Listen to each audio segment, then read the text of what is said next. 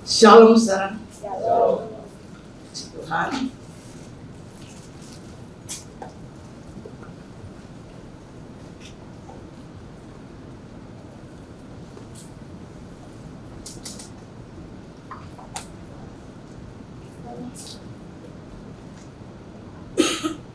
Ya, masih dalam tema hubungan orang-orang terhormat.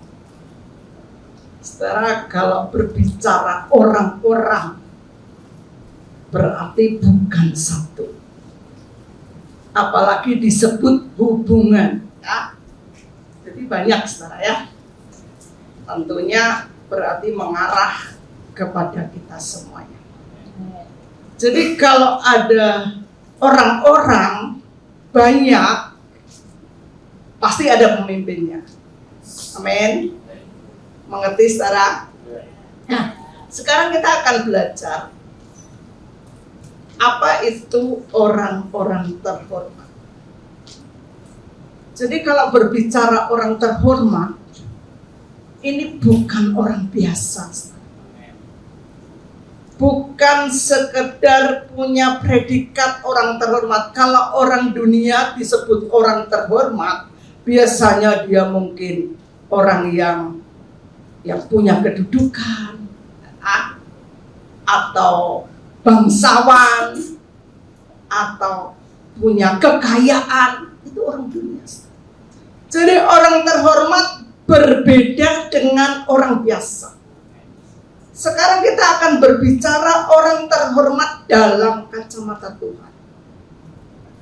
Jadi orang ini bukan hanya disebut orang Kristen, karena orang Kristen di seluruh dunia itu banyak sekali. Apakah itu orang terhormat? Saudara jawab sendiri, ya. Jadi bukan sekedar orang Kristen, bukan sekedar bergereja atau anggota gereja. Tetapi orang terhormat inilah orang yang akan Tuhan bawa untuk kita sampai ke destininya Tuhan. Jadi saudara, kalau Tuhan memberi tema, membawa kita untuk menjadi orang terhormat, itu Tuhan benar ingin kita berhasil sampai kepada destiny yang Tuhan sudah tetapkan. Amin, saudara. Jadi tanpa kita ini menjadi orang terhormat, disebut atau punya predikat terhormat, kita tidak akan sampai kepada destiny. Karena destiny-nya tujuannya itu harus melewati lembah-lembah, gunung-gunung, sungai-sungai, saudara, ya. Harus melewati banyak hal. Tanpa kita menjadi orang terhormat, sudah berguguran, ya.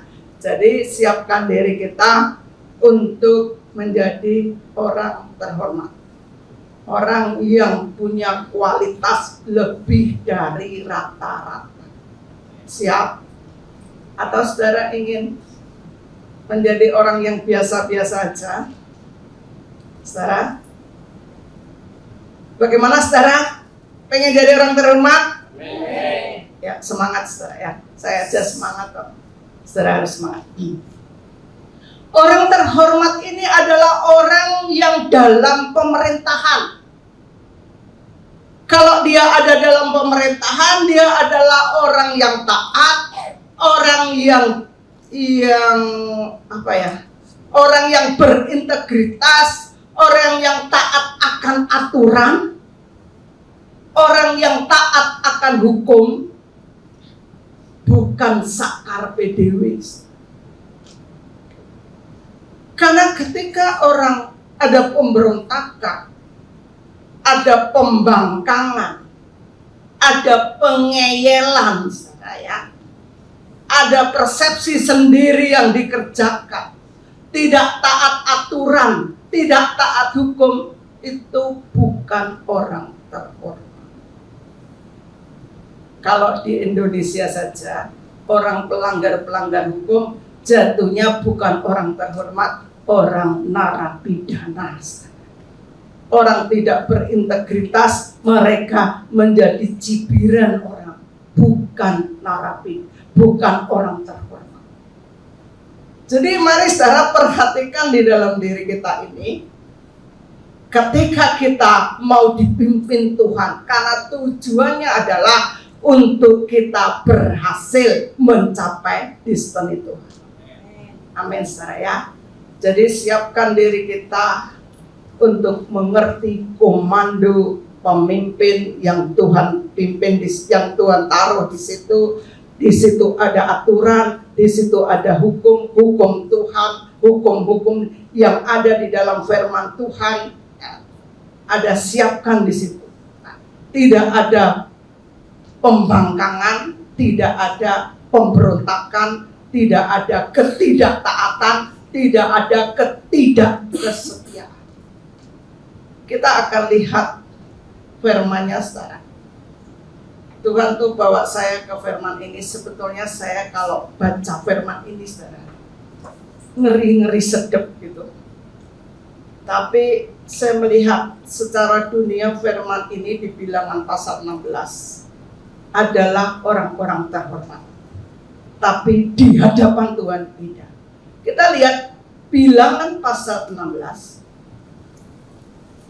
Saya akan tunjukkan dulu ayat 1 dan 2. Bilangan pasal 16 ayat 1 dan 2. Pemberontakan Korah, Datan, dan Abiram.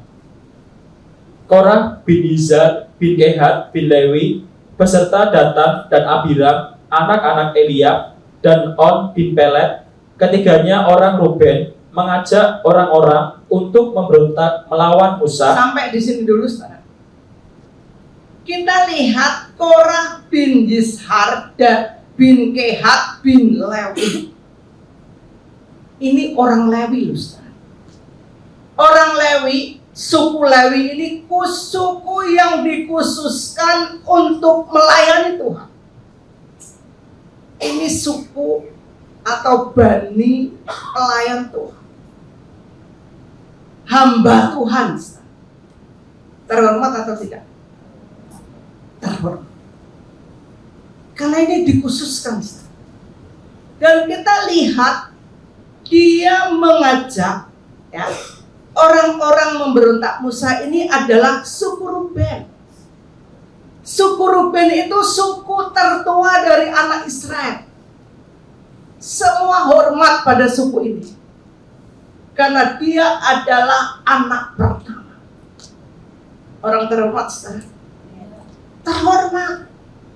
Secara struktur, secara garis keturunan, secara warisan, dia orang terhormat. Ini dua suku ini orang-orang terhormat semua. Beda dengan suku yang paling kecil misalnya Benyamin, enggak. Dia suku tertua, dia suku Lewi. Ini orang-orang terhormat. Namun mari kita lihat apakah secara lahiriah yang terhormat ini disebut terhormat di hadapan Tuhan. Coba lanjutkan. Untuk memberontak melawan Musa beserta 250 orang Israel, pemimpin-pemimpin umat itu, yaitu orang-orang yang dipilih oleh rapat, semuanya orang-orang yang kenamaan. Iya. Dipilih oleh rapat, orang-orang pilihan, dan dikatakan semua adalah orang-orang kenamaan. Jadi calon pemberontak ini, kan ini belum memberontak lagi. Ini orang-orang pintar, orang-orang unggul, mungkin dikatakan orang-orang yang paling rohani di situ. Orang-orang yang disebut jenius karena dipilih, dicutati yang baik-baik, yang pintar-pintar, yang rohani-rohani, dikatakan semua orang-orang kenamaan. Namun sayangnya saudara, dia memberontak. dia memberontak terhadap Harun dan Musa. Dan mari kita lihat, destiny dengan orang-orang seperti ini bakal gagal. Destiny dengan orang-orang seperti ini, ada orang-orang yang tidak terhormat menurut kacamata Tuhan, dia bakal hancur. Dan kita akan loncat saja, nanti saudara silakan baca di rumah ya. Ini bagus, cuma saya tidak sanggup menyampaikan dari awal hingga akhir. Karena setiap kali saya baca ini, ngeri bagi saya. Ya. Coba loncat saja ayat yang ke-11-12. Ayat 11 dan 12. Sebab itu engkau ini dengan segenap kumpulanmu, kamu bersepakat melawan Tuhan. Karena siapakah Harun sehingga kamu bersungut-sungut kepadanya? Adapun Musa telah menyuruh orang untuk memanggil Datan dan Abiram, anak-anak Eliab, tetapi jawab mereka, kami tidak mau datang. Ya, saudara, mari di sini kita lihat, padahal dia pengen memberontaknya melawan Harun, mau mengganti Harun sebagai imam besar bangsa Israel. Tapi firman Tuhan katakan, kamu bersepakat melawan Tuhan. Jadi supaya kita paham dulu, ketika Tuhan sudah berdaulat, ketika Tuhan sudah berfirman, ketika Tuhan sudah memilih, itu sudah final. Tuhan tidak butuh nasihat, kesepakatan atau usul dari 250 orang-orang hebat ini. Ketika mereka memberontak, pengen menggeser Harun, dia pikir Harun tidak lebih pintar dari aku. Harun itu siapa? Anak siapa? Harun tidak lebih kaya dari aku. Harun tidak lebih peka dari aku. Misalnya begitu, Ustaz. Namun ini dikatakan, firman Tuhan katakan mereka melawan Tuhan. Melawan Tuhan. Yang akan menjadikan dia menjadi bukan orang terhormat lagi. Karena kita lihat matinya bukan mati orang yang terhormat. Nanti baca sendiri, saya akan selesaikan matinya saja ya saya. Ayat 31 sampai 33. Ayat 31 sampai 33. Baru saja ia selesai mengucapkan segala perkataan itu, maka terbelahlah tanah yang di bawah mereka, dan bumi membuka mulutnya dan menelan mereka dengan seisi rumahnya dan dengan semua orang yang ada pada Korah dan dengan segala harta milik mereka. Demikianlah mereka dengan semua orang yang ada pada mereka turun hidup-hidup ke dunia orang mati. Dan bumi menutupi mereka sehingga mereka binasa dari tengah-tengah jemaah itu. Ya. Jadi saudara, bila pagi ini kita mengerti, ketika Tuhan hendak menjadikan kita orang terhormat, supaya tidak ada pemberontakan, tidak ada pembangkangan atas orang atau atas otoritas yang Tuhan beri. Ini harus kita mengerti. Kisah ini bukan cerita Naruto, saudara, yang bisa bumi terbelah, musuh masuk. Ini bukan ketika saudara lihat cerita Naruto, tapi ini real, saudara. Ini nyata, ini tertulis. Ini terjadi. Dan kita harus bisa narik garis merah di situ untuk kita belajar di situ. Untuk kejatuhan menjadi orang tidak terhormat jangan sampai terjadi pada diri kita. Amin. ini tujuan belum sampai. Destiny untuk sampai ke Kanaan belum sampai.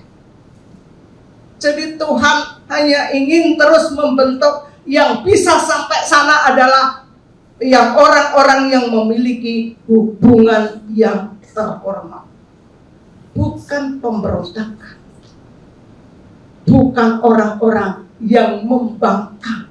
Dipanggil Musa aja dia nggak mau, Ustaz. Tambah gemes ini ya, saudara. Tapi mari kita perhatikan di sini, orang-orang ini menjadi pengalaman, ya. Mereka pernah terjadi, dulu pernah terjadi, jangan sampai sekarang terjadi dan yang akan datang terjadi. Kata pengkhotbah begitu.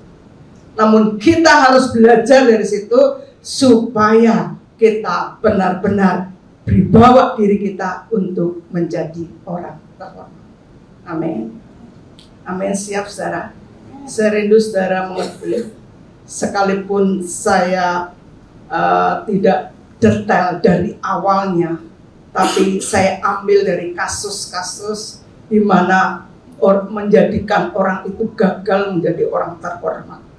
Ya, ini kegagalan ini karena berbicara hubungan yang terhormat, saudara, berbicara tentang destiny yang akan Tuhan tetapkan, ya, sering disampaikan bahwa destiny itu lebih kuat daripada ketersinggungan. Destiny lebih kuat daripada yang disebut egois. Ya, destiny itu lebih kuat daripada keputusan sendiri. Destiny lebih kuat daripada persepsi sendiri. Destiny itu lebih berharga. Destiny adalah tujuan yang luar biasa. Amin, saudara. Jadi ketika kita sungguh Tuhan ingin membawa kita menjadi orang terhormat, memiliki hubungan yang terhormat, persiapkan ini. Amin. Jangan sampai ada hubungan yang membuat pemberontakan, membuat pembangkangan, saudara. Tidak akan membawa kebaikan. Karena apa yang Tuhan tetapkan, apa yang Tuhan pilih, Dia bertanggung jawab. Ketika kita memberontak, ketika kita menyangkal, ketika kita membangkang, urusannya yang tersinggung siapa, saudara? Tuhan. Karena Tuhan yang sudah menetapkan. Ketika orang-orang ini tidak taat, ketika orang-orang ini membangkang, ketika orang-orang ini memberontak, urusannya dengan yang melantiknya. Urusannya yang tersinggung adalah yang menempatkannya. Musa, Harun ini nggak berbuat apa-apa, Ustaz. Tapi Tuhan yang tahu. Jadi karena sungguh sangat serius, Tuhan mau membawa kita berhasil. Dia pun semakin dia serius, semakin dia bekerja, saudara. Ya, semakin terus dia berikan firman-Nya, dan ketika saudara menyerahkan diri benar untuk mengerti kerinduan Tuhan, Dia akan tolong kita. Amin, saudara ya. Jadi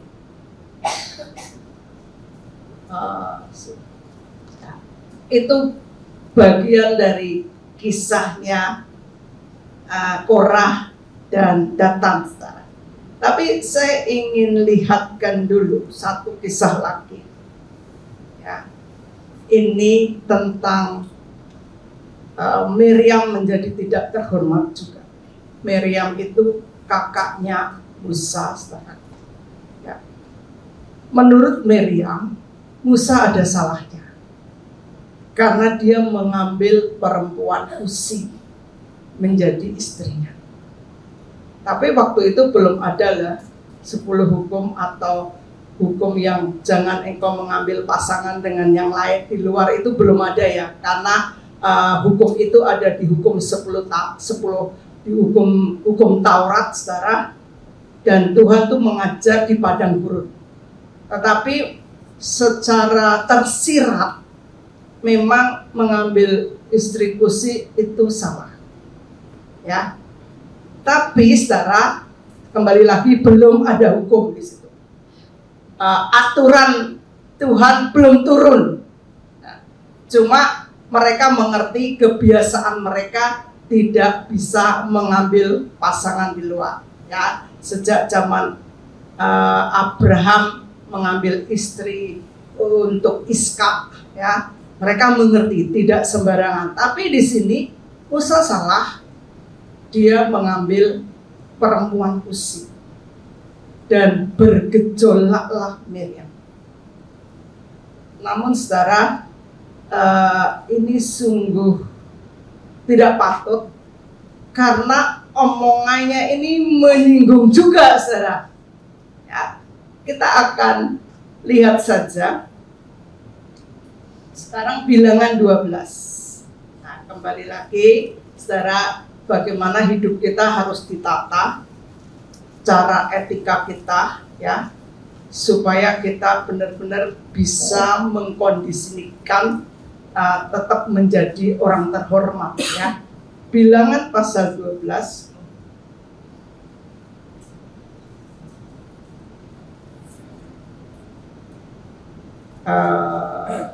ayat 2. Coba mulai ayat 1, 2 juga enggak apa-apa.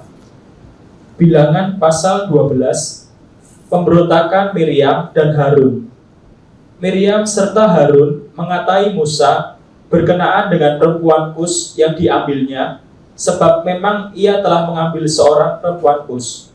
Kata mereka, sungguhkah Tuhan berfirman dengan perantaraan Musa saja? Bukankah dengan perantaraan kita juga ia berfirman? Dan kedengaranlah hal itu kepada Tuhan. Iya, saudara. Saya merasa semua yang berkenaan dengan Musa, pemakaian Tuhan atas Musa, harus kita jagai, saudara. Berhati-hati. Miriam bilang, sungguhkah cuma Musa? Bukankah aku juga ada penglihatan? Bukankah aku juga dengar suara Tuhan? Bukankah aku juga tahu firman? Miriam ngomong gitu, saudara, pada adiknya, pada Musa.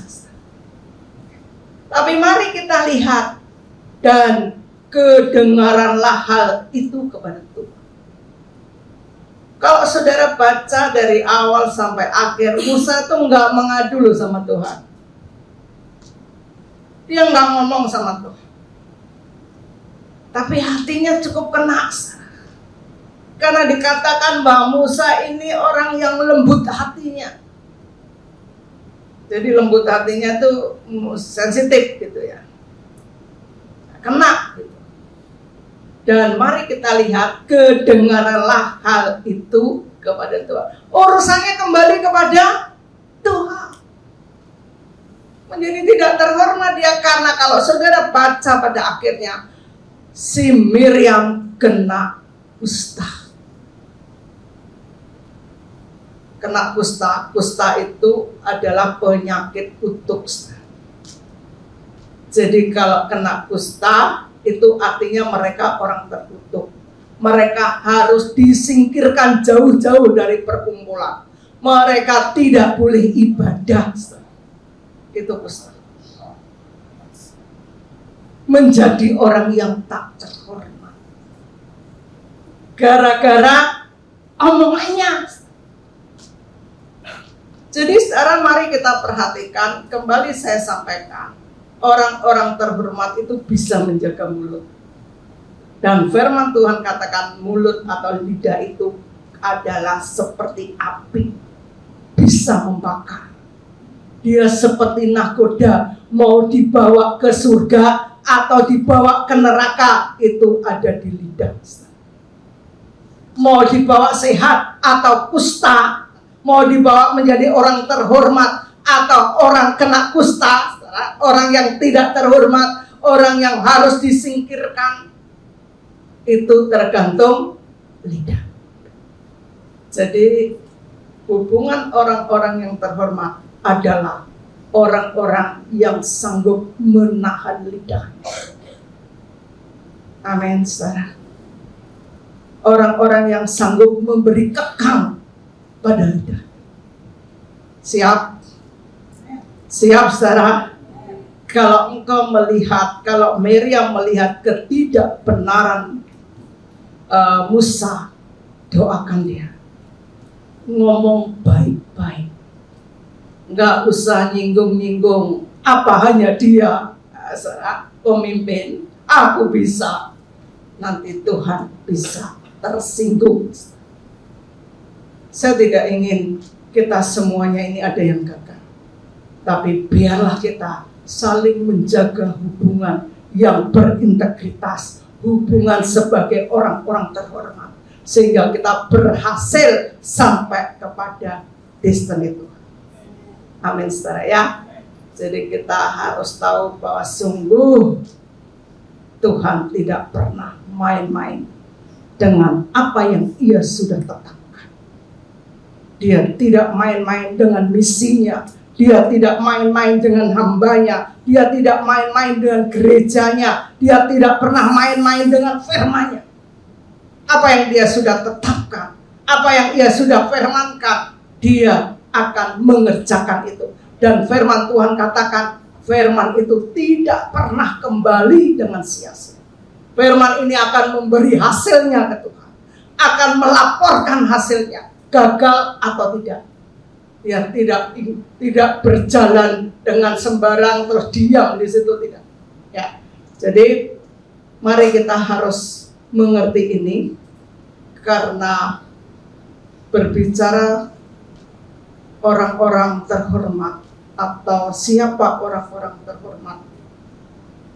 Kalau kita lihat tadi, kita harus bisa mengekang lidahnya. Orang-orang yang memegang teguh aturan, mereka adalah pelaku memegang teguh hukum. Itu orang-orang terhormat. Jangan ada pelanggaran dengan alasan apapun. Setiap firman Tuhan, setiap peraturan dari Tuhan, setiap hukum yang turun dari Tuhan, itu sudah perfect. Itu sudah sempurna. Tuhan bukan manusia. Hukum yang diubah-ubah, ya, direvisi, dirapatkan dulu, cocok enggak, itu hukum di Indonesia.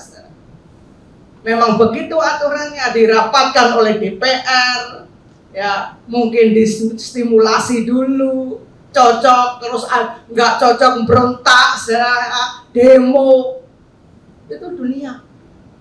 Tapi Tuhan, ketika dia sudah memberi hukum, ketika dia sudah memberi aturan dan peraturan, mau tidak mau harus dikerjakan. Amin. Tidak ada alasan lain. Tidak ada alasan lain. Jangan menjadi pemberontak yang adalah di situ dikatakan tidak terhormat. Ini selalu melanggar hukum. Ini selalu saja tidak mentaati aturan. Maka mereka adalah bukan orang terhormat di hadapan Tuhan. Saudara mengerti? Siap, saudara? Ya. Coba saya akan tunjukkan dulu. Kalau firman Tuhan itu luar biasa. Ya. Kita harus taati. Kita lihat Mazmur, ya.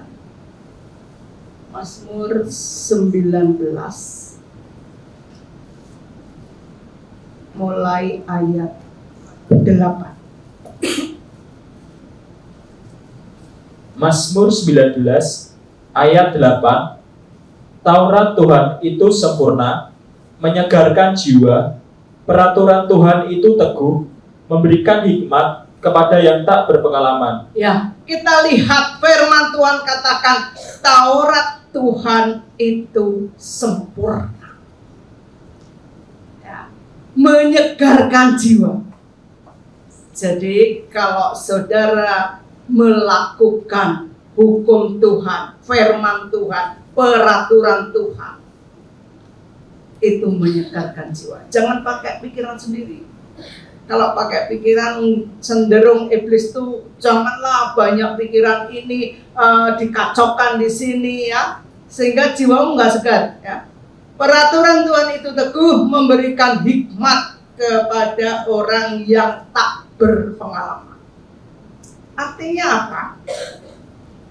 Ketika kita menemui masalah yang belum pernah terjadi di dalam diri kita, dan kita adalah orang yang taat hukum, taat firman, itu akan mencegah kita dalam kebodohan, kegagalan, kemerosotan, kesalahan. Ketika kita menjunjung tinggi firman, ketika kita menjunjung tinggi peraturan Tuhan. Jadi kalau orang tidak bisa taat di sini, tidak berpengalaman dalam banyak hal, jatuhnya apa? Gagal maning. Belum pengalaman, nggak ngerti, jatuh maning. Bodoh lagi. Jatuh bangun, akhirnya jatuh juga. Jadi saudara, kalau ada aturan, ada firman, ada hukum, dan Tuhan katakan itu sudah sempurna, kerjakan saja. Jangan sok pinter, ya. Jangan sok tahu. Turuti saja.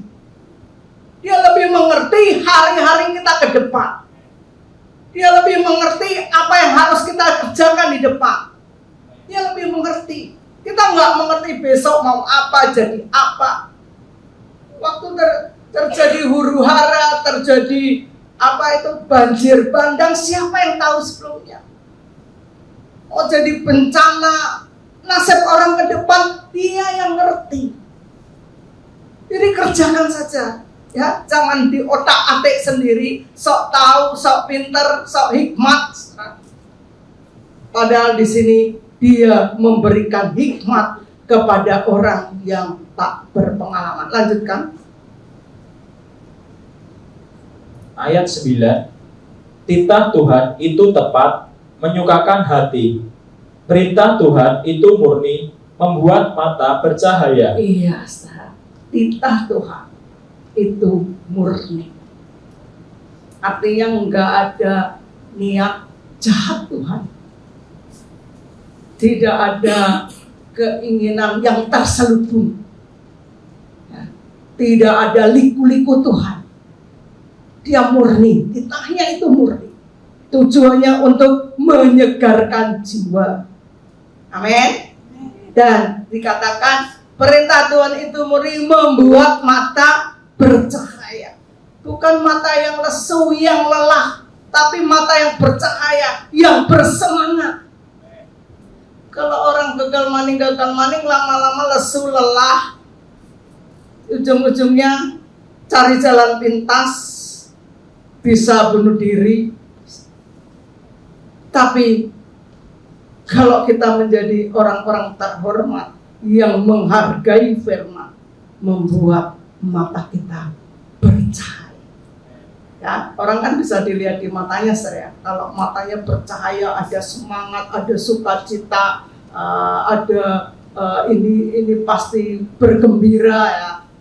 Kita bisa lihat di situ, dan titah Tuhan itu membuat kita bersemangat atau percaya. Lanjutkan 2 ayat lagi.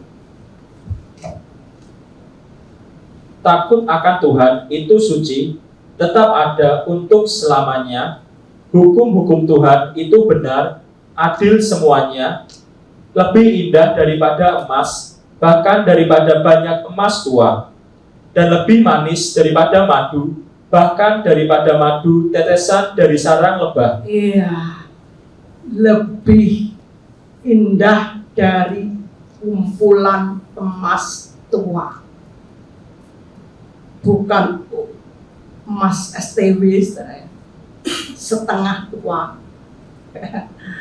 Bukan emas STW, tapi emas tua 24 karat.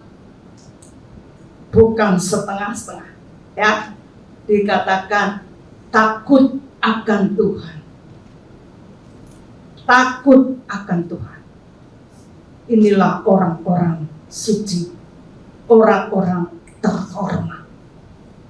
Takut akan Tuhan itu suci, ya, tetap ada untuk selamanya.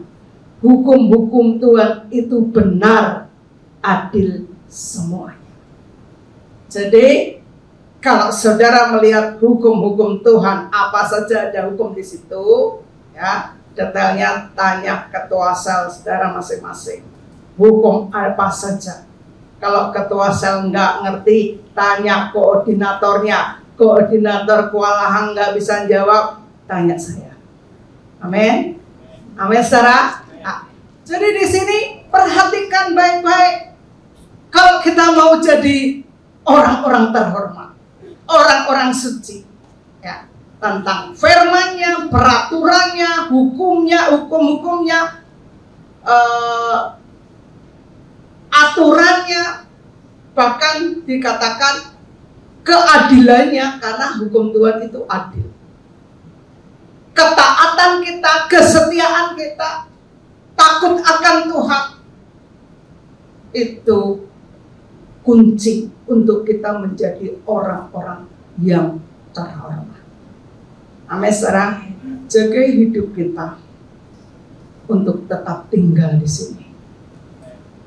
Karena hanya orang-orang terhormat yang memiliki masa depan dari Tuhan. Amin, saudara. Kalau Tuhan berkuasa atas hidup, itu ya. Ya, caranya bagaimana? Jangan seperti Korah, jangan seperti Abiram, jangan seperti orang-orang Ruben di sini. Ya. Jadi perhatikan baik-baik kehidupan orang-orang terhormat ini. Ya, kehidupan yang taat, kehidupan yang setia, tidak membangkang. Ya. Jadi Tuhan tidak ingin tahun ini ada penundaan. Masih hanya 2 bulan yang kita kerjakan. Masih ada 10 bulan. Biarlah kita menjadi orang-orang yang sedang menuju kepada percepatan. Amin, saudara. Hidup bukan muter-muter itu begitu saja. Hanya masalah makan, masalah minum, saudara. Masalah banyak perkara. Seperti tadi kalah maning, gagal maning, dan sejenisnya. Hanya mutar begitu saja. Karena apa? Karena kita belum jadi orang terhormat. Tapi bagi orang terhormat, Tuhan akan tuntun ke satu komando untuk mencapai destiny. Kita akan terus jalan. Amin. Mau cepat, saudara, ya. Jangan muter-muter, bertobat dari pengertian sendiri. Bertobat dari tidak takut akan Tuhan. Bertobatlah dari pelanggar-pelanggar peraturan, dari pemberontakan, dari pembangkangan. Bertobat, saudara. Karena Tuhan ingin menuntun kita ke masa depan yang luar biasa. Hanya orang terhormat yang memilikinya. Amin. Dengan cara Tuhan, dengan anugerah Tuhan, semuanya ditanda oleh Tuhan. Jadi hubungan-hubungan orang-orang terhormat ini terus taat akan pimpinan, taat akan firman, taat kepada orang-orang yang Tuhan pakai di situ. Ini tidak lepas dari ikat janji. Amin.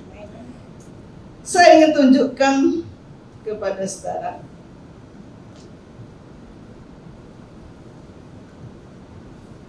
Ibrani pasal 2 ayat 11. Saudara harus tahan, ya. Dengan firman cukup lama. Saya ingin selesaikan. Saya tidak mau dibatasi, saudara. Ya, Ibrani pasal 2 ayat 11. Ibrani pasal 2 ayat 11. Sebab Ia yang menguduskan dan mereka yang dikuduskan, mereka berasal dari satu. Itulah sebabnya Ia tidak malu menyebut mereka saudara. Iya. Saudara, mari kita lihat Mereka yang menguduskan dan yang dikuduskan itu satu. Ini berbicara ikat janji. Dan Yesus tidak malu menyebut mereka sebagai saudara. Ikatan apa lagi, saudara, yang seperti ini? Ini ikatan yang luar biasa. Dan Tuhan inginkan kita semuanya meneladani begitu.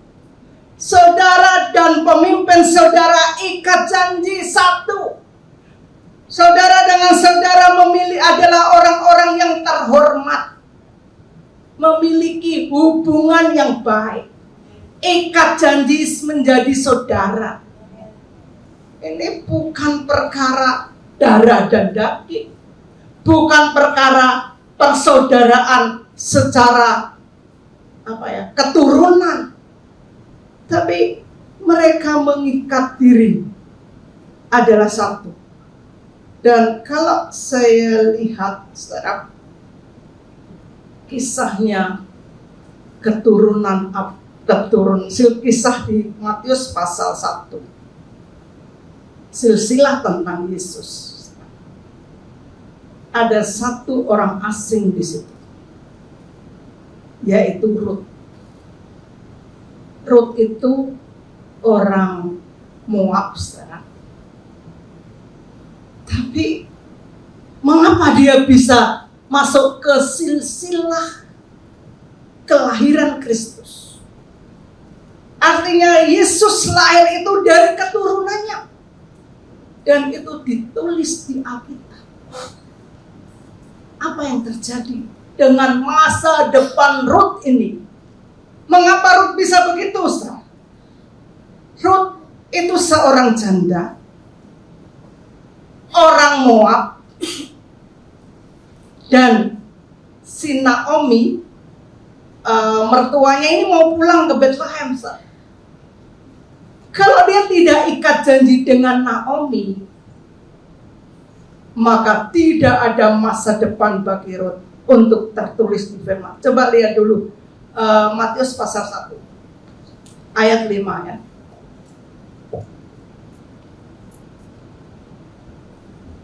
Matius pasal 1 ayat 5.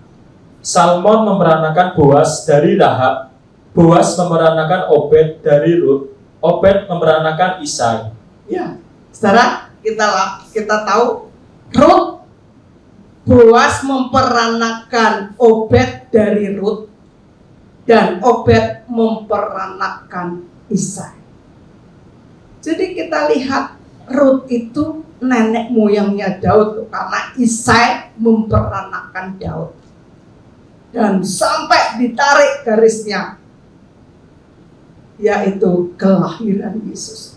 Rut disebut di sini, di firman ini, sebagai orang yang menurunkan silsilah kelahiran Kristus. Karena apa, saudara?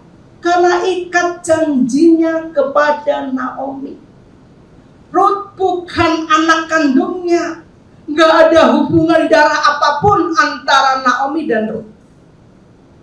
Bahkan mereka harus berpisah seperti Orpa. Coba buka aja di Rut pasal 1. Saya ingin tunjukkan pada saudara.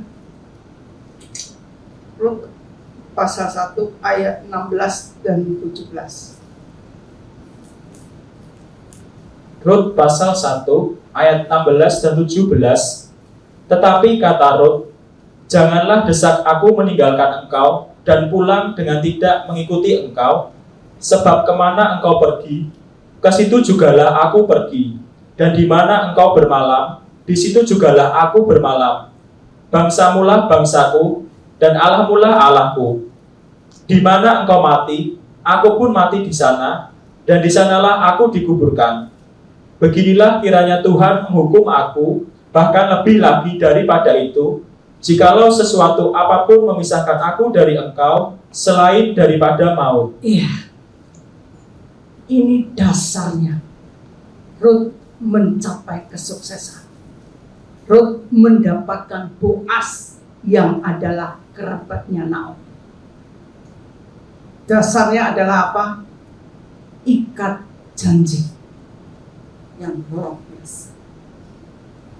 Tadi saya sampaikan, mereka bukan anak kandungnya, nggak ada hubungan darah. Ini hubungan ikat janji. Di mana engkau berada, aku berada. Tidak ada yang bisa memisahkan aku, memisahkan kita selain daripada maut. Bangsamu bangsaku, Allahmu Allahku.